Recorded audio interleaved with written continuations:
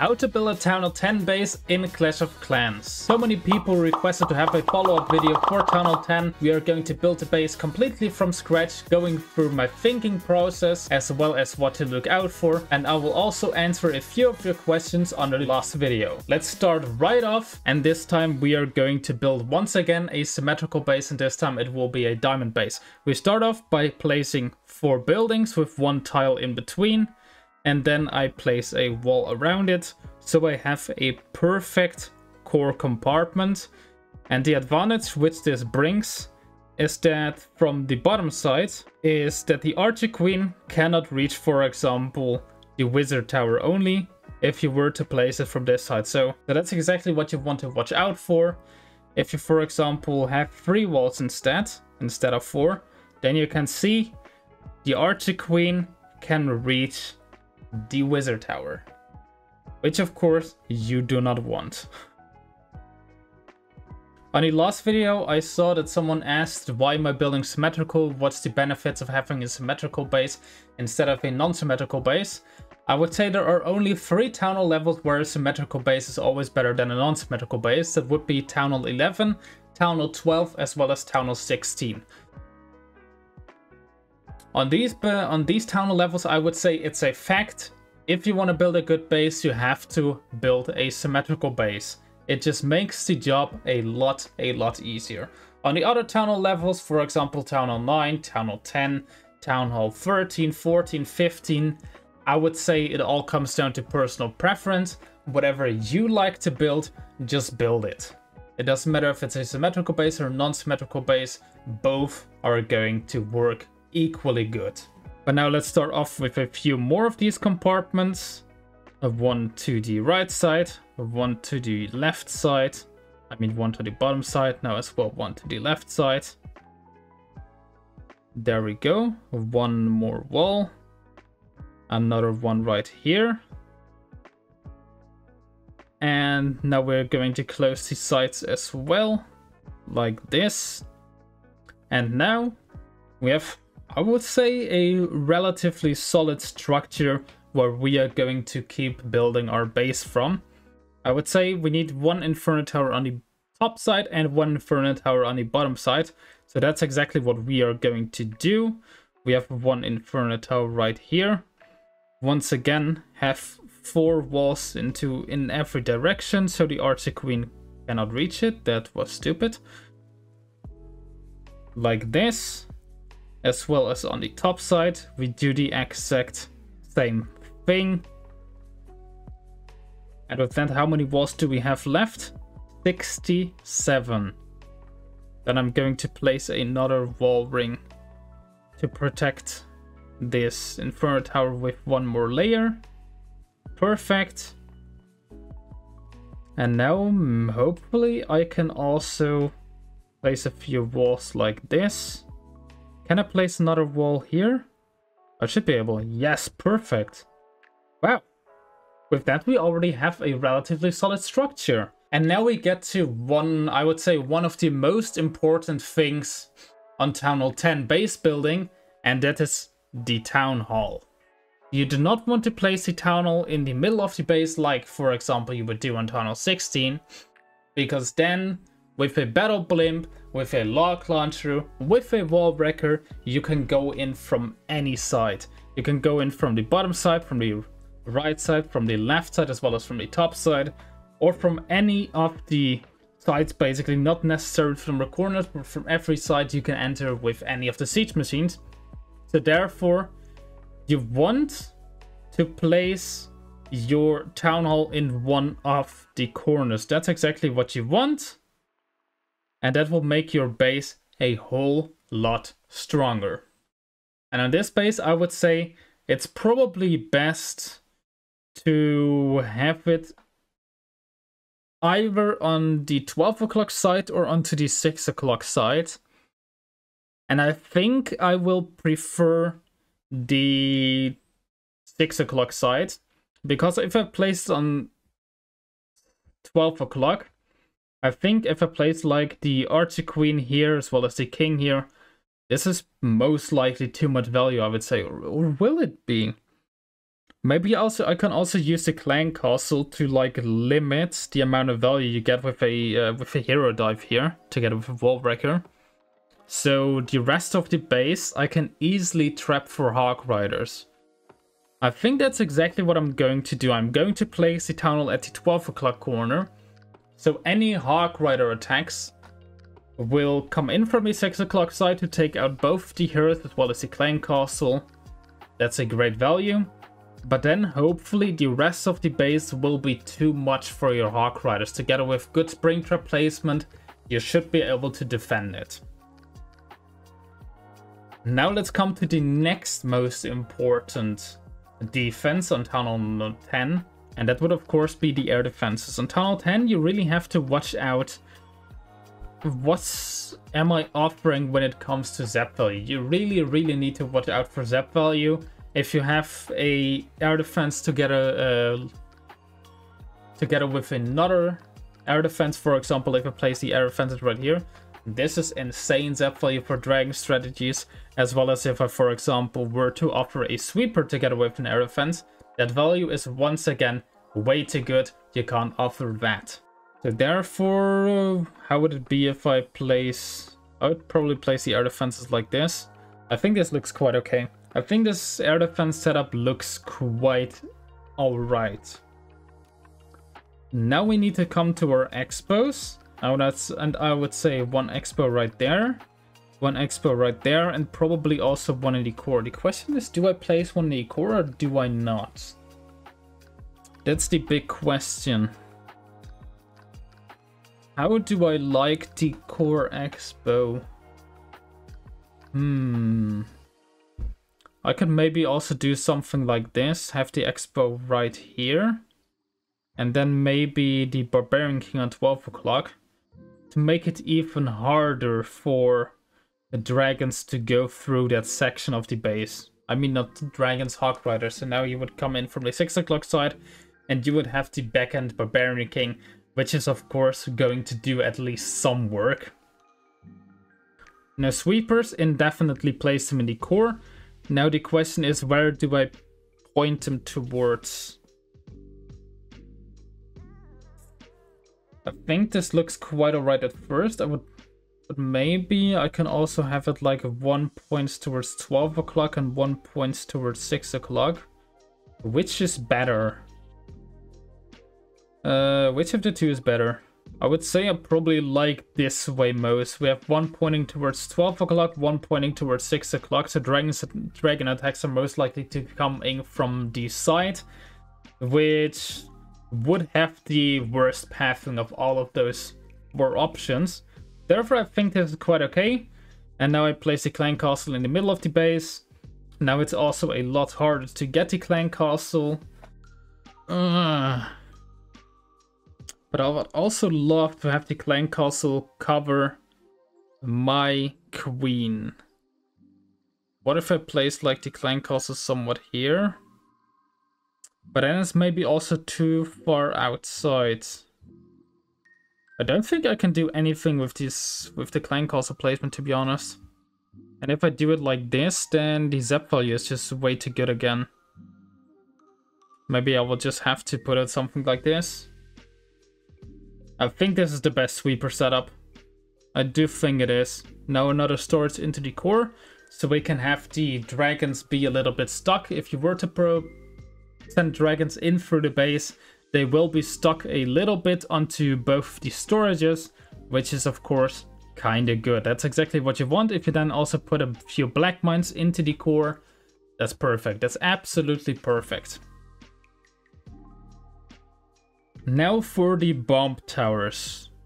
And with bomb towers, I would say you have to place them relatively far outside just to be a little bit irritating for witches. Of course, witches are one of the best troops on Town Hall 10, as is the case to most of these lower Town Hall levels.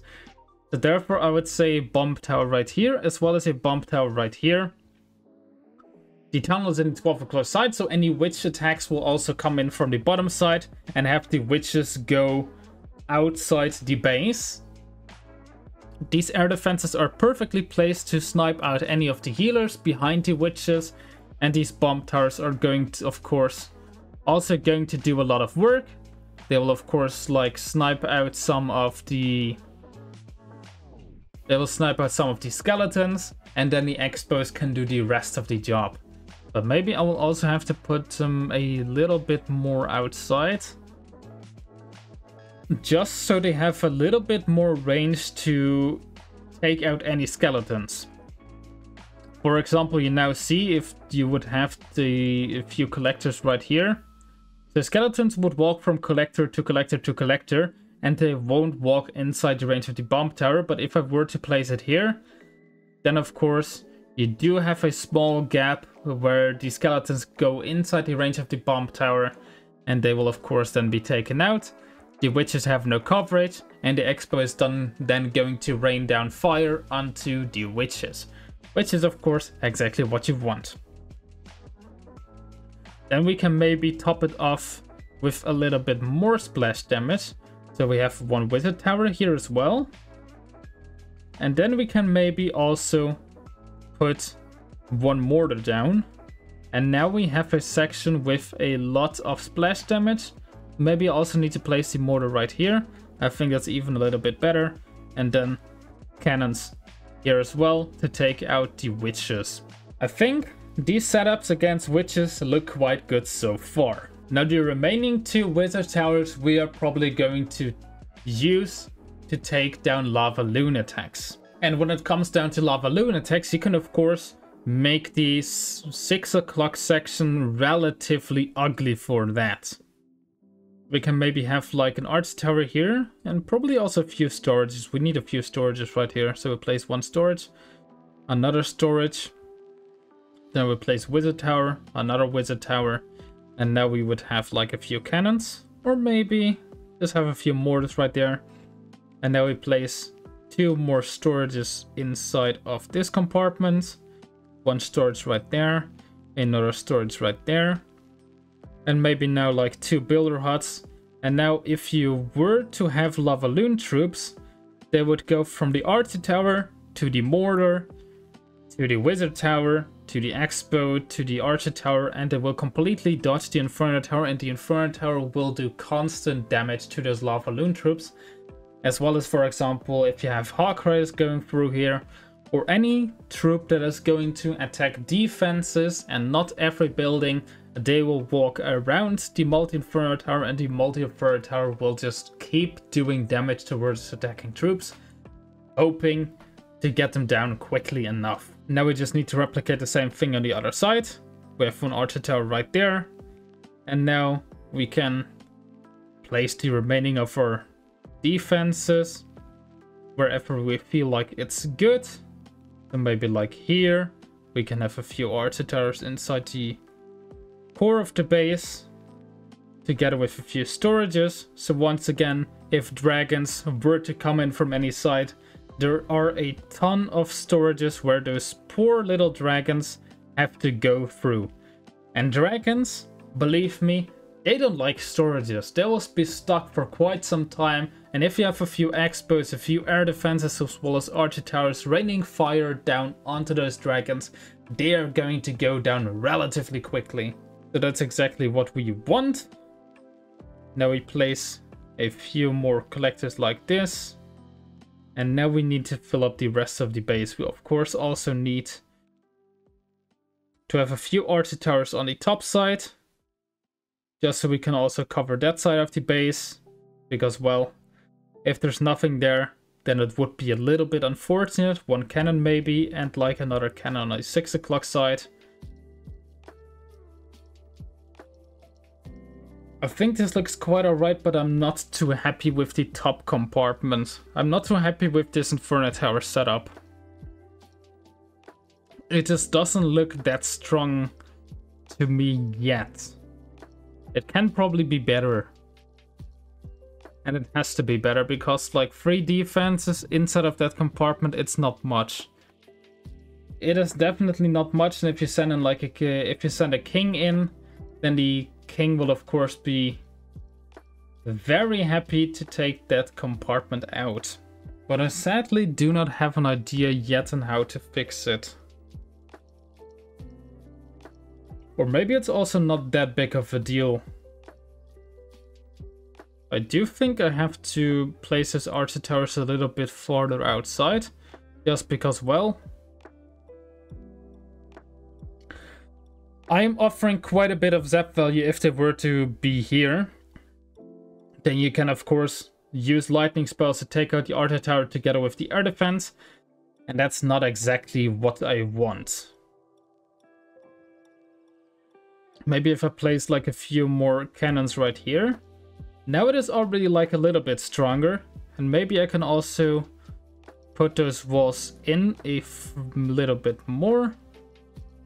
And with that, it would also look a little stronger. Of course, we can take a look with skeleton spells.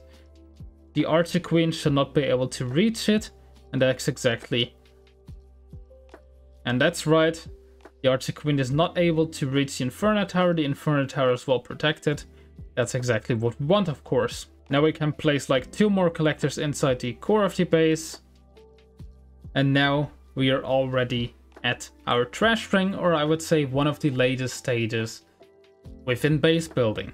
And trash buildings on Town Hall 10, they are of course not as important as on Town Hall 16. However, we do have to watch out a little bit when it comes to giant arrows, right? Like, just take a look at this. If we were to have a Archer Queen right here, the Archer Queen, the giant arrow will fly through 2 air defenses, 1 sweeper as well as an archer tower. Same, of course, from this side. That looks quite disgusting, to be honest. That value is amazing. That would be amazing value if you were to hit that arrow. So we have to do something against that. So we get rid of this elixir collector. With that, it's already a little bit harder to align it. And now we need to place our trash building so that you cannot do any of these arrows to take out 2 air defenses as well as a sweeper as well as an archer tower. Because that would instantly get rid of the base. You will have no possibility defending whatsoever. The base is just instantly gone. Or I would maybe have to switch a few buildings. That could also be an option. So we put like the air defenses right here. And with that, the arrow is also significantly harder. You would have to let it fly diagonally. You can still get a lot of value, but as I said, it got significantly harder. Like way harder. But let's just, I would say, start placing a few trash buildings, then we can take a look at where there are some weaknesses and what we need to fix. So we start off with army camps. Army camps, place them inside some of the corners to make funneling a little bit harder. Because, well, these army camps have a very large range. So if you were to go into, for example, this compartment, and you have a lot of trash buildings here, a few here as well, well, not army camps, a few here as well as a lot of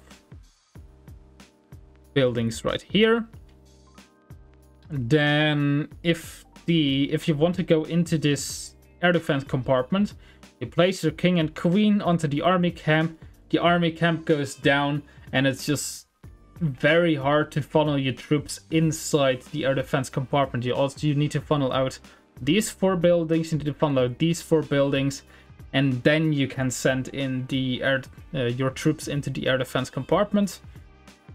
So in these lower tunnel levels, where you can actually defend the funneling for hero dives, you have no super barbarians, you have no sneaky goblins, therefore funneling is just a little bit harder. So any of your collectors, any of your dark drills, you can just place them wherever you feel like it would make sense. Always have 2 tiles in between them, just to fill up as much space as possible. If you were to have 3 tiles in between them, then it doesn't work anymore. So always have 2 tiles in between them, and with that you can have a relatively nice trash ring. Place these a little bit more inwards, these as well, And with that, the bottom side of the base is done. We can continue the trashing. One building there, another building right there.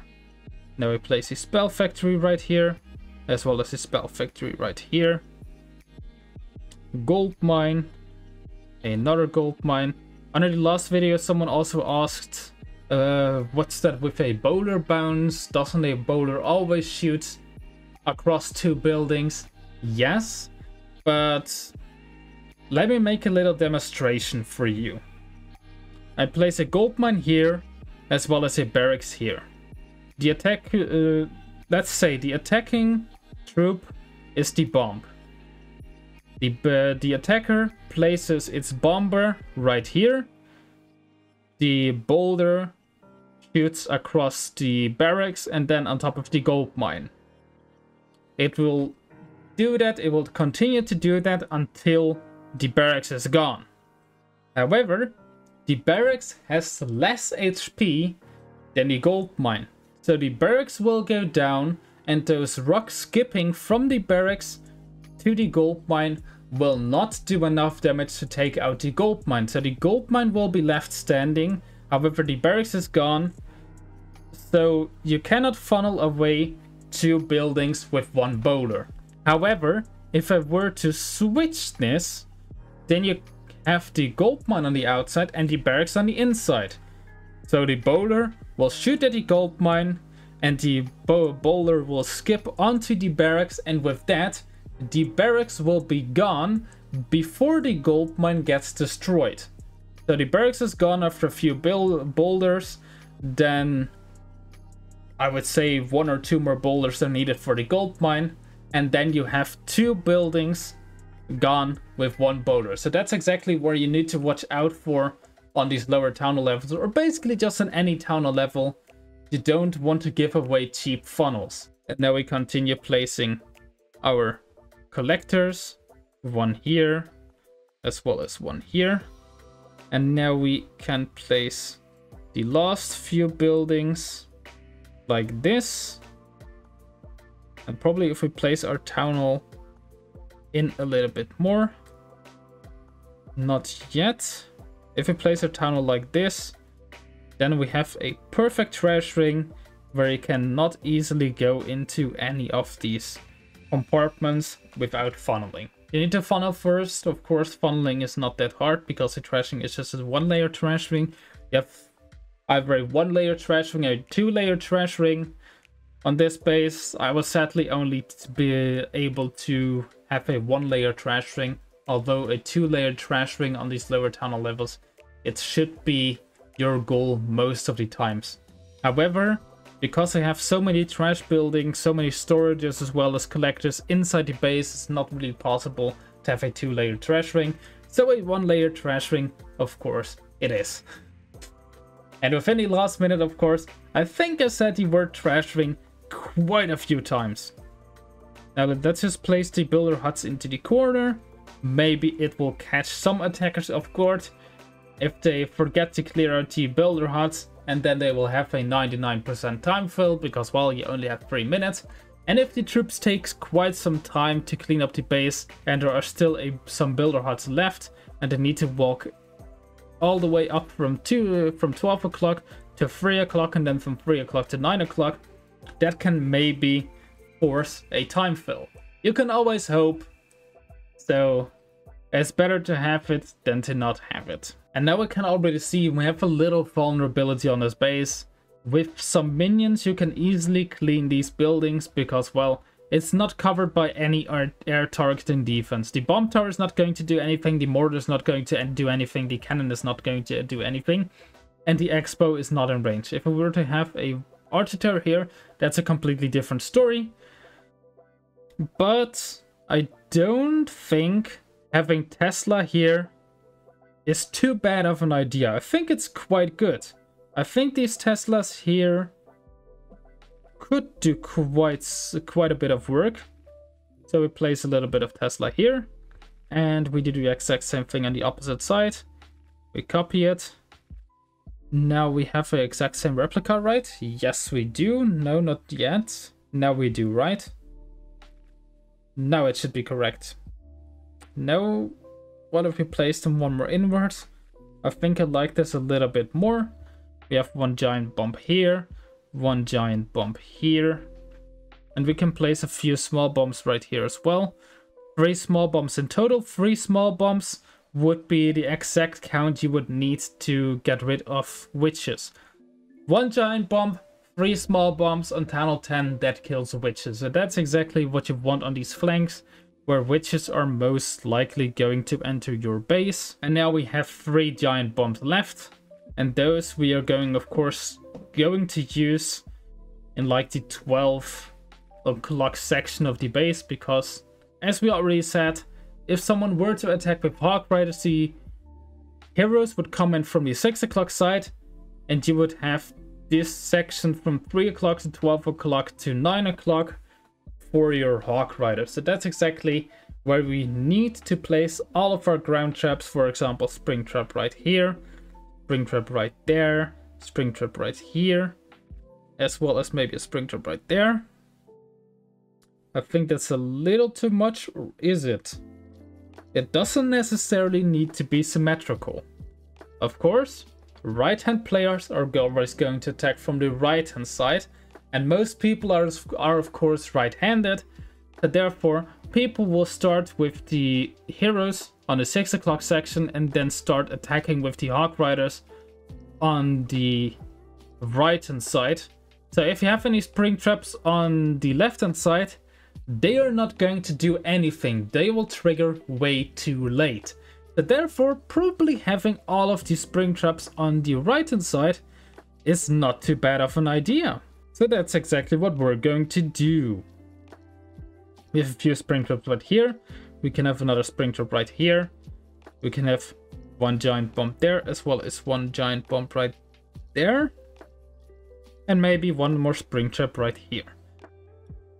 Now we can place a few skeleton traps. 1 skeleton trap right here, put it in ground. 1 skeleton trap right there, put it in ground. And 1 skeleton trap there, also put it on ground. So now if people were to send in Hawk Riders from the right hand side, the Hawk Riders don't have too much fun, let me tell you. They don't have too much fun. Now with the red air bombs again, you have to watch out how are the lava hounds going to path. And they will of course go from air defense to air defense to air defense to air defense. So within these paths, you cannot place any red air bombs. For example, if I place red air bombs right here and lava hound were to fly from this air defense to this air defense, those red air bombs are not going to do anything. They will not do anything, which is of course not what you want. So therefore, the only places where we can place red air bombs would either be in this Inferno Tower compartment or in this Inferno Tower compartment. I would say the bottom section is probably best because this is, I would say, our anti-air compartment. If people were to fly with a lava hound strategy or a lava loon strategy, all of their loons will go around the Inferno Tower, then into the red air bombs, and they also do not have too much fun. With the black air bombs, with the seeking air mines, you want to place them as far into the middle as possible, just so you can, like, dragons always will fly over this path. And with all these storages, it's very unlikely for loons, for any of the loons in front of the dragons to trigger these mines. And because they are very far into the base, the loons in this stadium of the attack, they will be gone most of the cases. But therefore, placing all of the seeking air mines into the core of the base is always a kind of good idea. Now I see one problem with the base which I still have to fix. I of course replaced the air defenses to have them a little bit more asymmetrical to make it harder for any giant arrows to skip across, take out 2 air defenses as well as a sweeper. However, the next problem is if I were to have the air defenses right here, you can use 6 lightning spells as well as 1 quake to take out 2 air defenses as well as an X-bow. And that value is good. That value is way too good, so we cannot offer that. And that's one more thing with air defenses on Town Hall 10. They once got a little bit of an HP buff, so you have to use 4 lightning spells to take out an air defense instead of 3. It was also always 3, but it was way too easy to triple bases with with dragons. So therefore they increased the health of the air defenses a little bit. So you need 4 lightning spells or 3 lightning spells as well as a quake. But that's another thing you have to really watch out for. You cannot offer too much quake value. If you, for example, have the air defenses right here, you can put an earthquake on top of the Barbarian King. They will hit both of the air defenses, making it so you need 3 lightning spells right here and 3 lightning spells right here, which would be 7 spells for 2 air defenses instead of 8. Because, well, as you know, an air defense takes 4 lightning spells each, or 3 lightning spells as well as a quake. And if the quake can hit both of the air defenses, then you can of course save 1 spell. Having the air defenses like this is kind of a problem, I would say. But also having them like this is a problem. So we need something new. We need something different. We need to place our air defenses in a new setup. And I think I do have to switch a few things up. We get rid of all of the air defenses. What would be the best setup for the air defenses to place them? We can place them like here, right here. But then again, we have the problem that the air defense is standing next to the Archer Queen. And having an air defense next to the Archer Queen is also too much value. Because, well, you can use the lightning spells to take out the air defense as well as the Archer Queen. Which is once again too much value. And if we were to have the air defense right here, we can once again use an earthquake to target 2 air defenses. Which is once again too much value. And now you see dragons on Town Hall 10 are surely a struggle to defend. You have to watch out for so many things, which makes it incredibly hard. Placing the air defenses in a correct setup is incredibly tough on Town Hall 10. Because basically no matter what you do, you are always going to offer at least some value, which is going to be too much. So I think I'm just going to stick to my first little setup, which should be, I think I'm going to have my air defenses like this. However, once again, you can use one earthquake to target 2 of these air defenses. On the other side, it's not possible, but if I were to place the air defense like this, you can once again use an earthquake spell, which makes this whole thing a little tricky, I would say. It makes it very, very tricky. Or maybe I would also say we just keep everything as it was, and we just hope for the attacker to not use our vulnerability. And if they use their vulnerability, then well, they can have the 3 stars. Congrats to them, well done. Because I don't think this is a flaw which I can take out of the base, and of course defending dragons in Town Hall 10. It's a very, very tough task. This base is going to be strong against witches, it is going to be strong against hawk riders. Against dragons, it can defend depending on what the attacker is going to do, what entry they are going to take. But if the attacker is smart enough to use 6 lightning spells as well as 1 earthquake to take out an air defense and X-bow as well as another air defense, then congrats to them, they are going to triple this base. As well as if they are strong enough to send in a giant arrow from the blacksmith through the base to take out 2 air defenses as well as a sweeper, then once again it's impossible to defend dragons.